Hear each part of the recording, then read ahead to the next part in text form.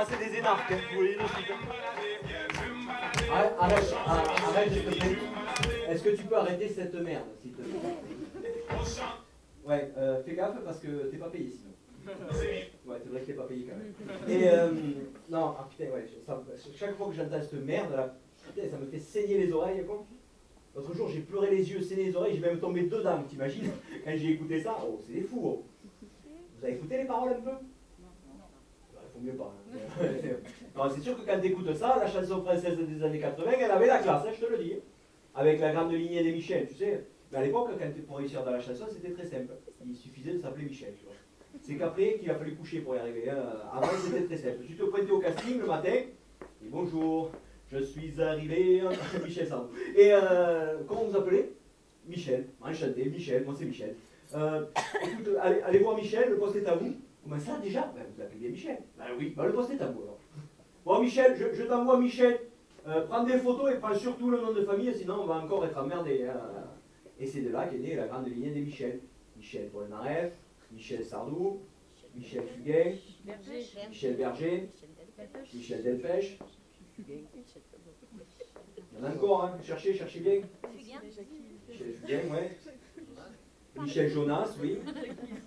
Jackie, ouais, Jackie Michel. Jackie Michel, ça compte pas. Ils sont arrivés plus tard, ça. C'est la mode, mais plus tard. Et ils étaient dans mon programme. Et alors, il y avait Michel Sardou, voilà. Il y avait aussi Michel Legrand. Ouais, Michel Legrand. Il y avait aussi, qui c'est qu'il y avait Michel Petrucciani. Ouais, là ça compte pas, ça lui passait au-dessus tout ça, Michel Petrucciani. Elle est facile, celle-là, remarque. Tout lui passait au-dessus à Michel. Même son piano lui passait au-dessus, c'est pour te dire. D'ailleurs, même à un moment donné, je me souviens, ils avaient voulu. Oh là, t'as vu ça? Ils avaient voulu. On a du mal à arriver un peu. Ils avaient voulu leur faire un duo, une tournée, tu sais, et avec Michel Legrand, tu vois, et sur les affiches, il y avait marqué Legrand Petrucciani. Il a fait annouer la tournée, il a plus de souffler de sa gueule. Quoi. Legrand Petrucciani, quel con.